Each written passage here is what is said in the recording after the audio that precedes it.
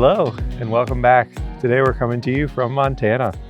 And today's pretty sentimental because we're very close to a camp spot that we nearly started at when this journey began 2 years ago. We're right outside Glacier National Park, and we're almost exactly in the same camp spot we stayed at too. It's just right down the road, but unfortunately somebody's camped there, so we couldn't do the update from that spot exactly. It was a bit of a bummer. We even scouted it out earlier today, and at like 2 or 3, it was still open, but somebody snuck in there. So Bummer. What are you gonna do?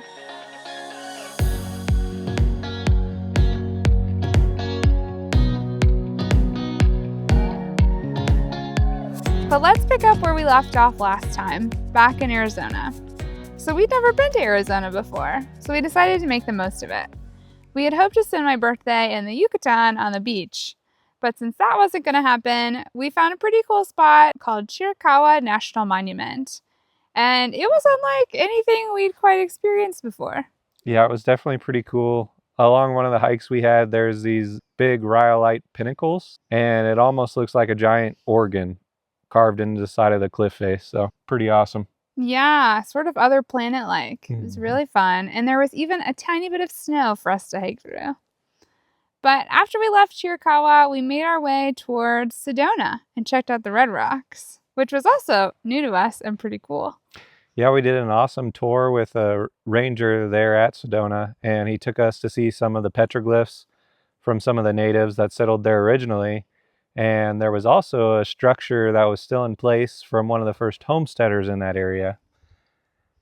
And one of the cool stories the ranger told us was so there's actually a natural spring in that area where the natives got their water and the homesteader got their water. And the homesteader was trying to increase production of water, so he took some dynamite up to the spring where the water came from in hopes of getting a little bit more volume of water coming down. But instead, when he set off the dynamite, it actually just plugged up the spring and there was no more water coming down. No more. But it was still pretty cool to see, and you could still see sort of a pool where it's believed that maybe the native peoples would come and congregate. That's where the petroglyphs were. Yeah, definitely an awesome spot, and they picked a good lookout point because you could see out into the plains and see, I don't know, maybe 180 degrees of direction, and it was elevated, so they would have had a head start on anybody or anything coming their way.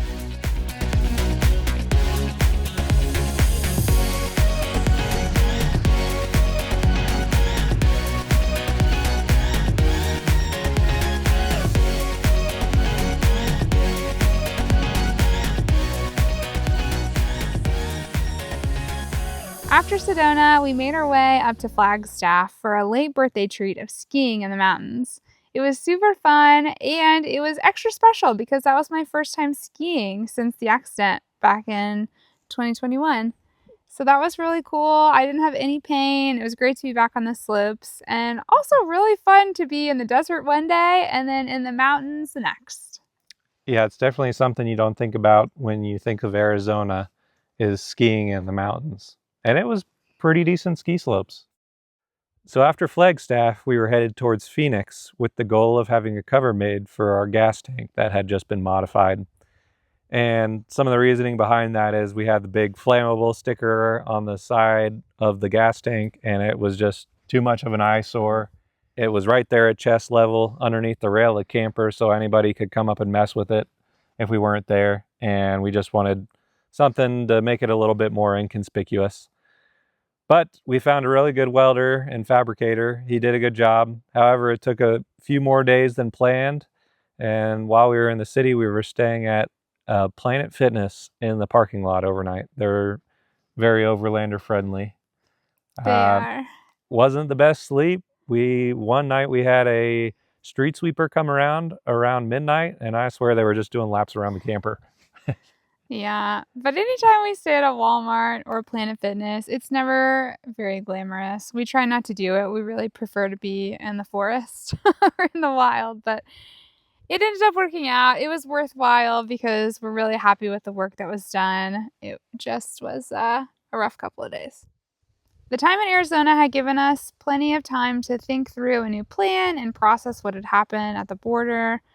We knew we still wanted to go to South America, and we really hadn't given up on mainland Mexico. We just had given up on it for the time being. But we knew that shipping to South America didn't really make sense right now because we had this new to us camper and a fresh build with lots of things that hadn't really been tested yet. And we know how expensive it can be if we need to ship things out of the country. Like when we were in Mexico before and our fan plate went out, we needed to order this piece that was maybe 1 or 2 pounds, and it cost $100 to buy it and then $100 to ship it to us in Mexico. Got toilet seals, and looks like that's the keypads. Woohoo! Exciting. Yeah, it better have made it. Between customs fees and shipping, we've got about $120 worth of parts, and it weighs about a pound. But all the fees and customs to get it shipped here was around $200 US, so Crazy. Insanely expensive to get it shipped here. So we could only imagine what kind of costs we would incur if we were to have that happen again. So the goal was to avoid that. So we were putting our plans for South America on hold for the time being. On top of all that, we heard about a new regulation where lithium batteries aren't allowed on roll-on, roll-off shipping. And basically what that means is if you have any lithium batteries in your rig, you have to ship them in a container. So you got to find somebody or you got to send them with a boat. And we also heard that that regulation might be changing sometime in the near future. So it's better to wait it out for us right now. Yeah, just gave us more of an incentive to hold off on that plan. But we had been really dreaming about the beach and more of those yummy tacos from Mexico. So we decided to make the easy choice to head back to Baja. Yeah, definitely don't regret that at all. There's surfing, great tacos, sun, and warmth.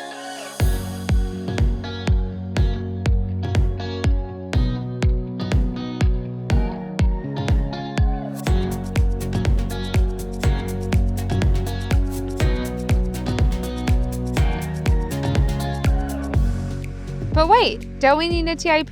Baja's in Mexico, right? So Baja Norte and Baja Sur, along with Sonora, are all TIP-free zones. So you don't actually need a permit for your vehicle. Yeah, it's a nice workaround.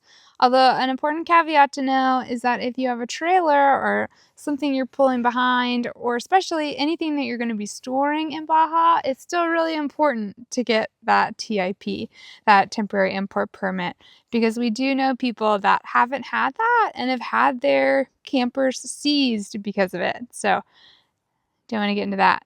Right. So they were storing it at a storage facility, and then Baja officials or Mexican officials come and look through the storage areas and verify that all the vehicles there have a TIP. And if they don't, they'll put a boot on it. Yeah, you don't want that.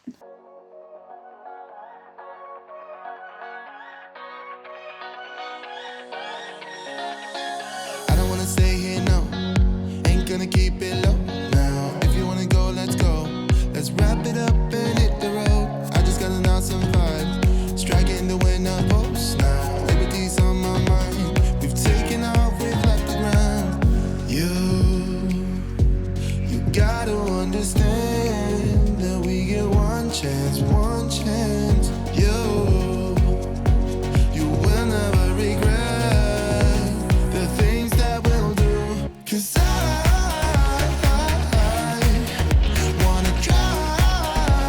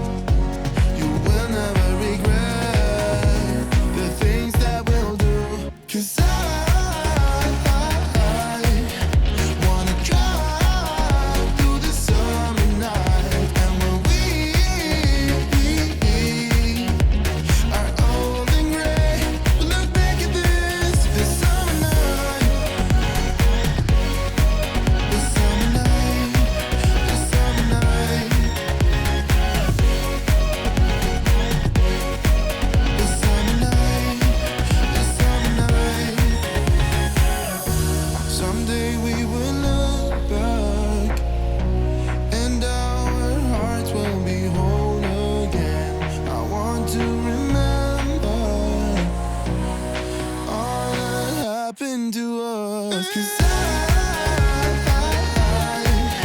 wanna drive through the summer night. And when we are old and gray, we'll look back at this summer night. This summer night. This summer night. This summer night. This summer night. If you liked this video, let us know by liking and subscribing. And don't forget, you can see more of the journey on Instagram and TikTok. Cheers, friends!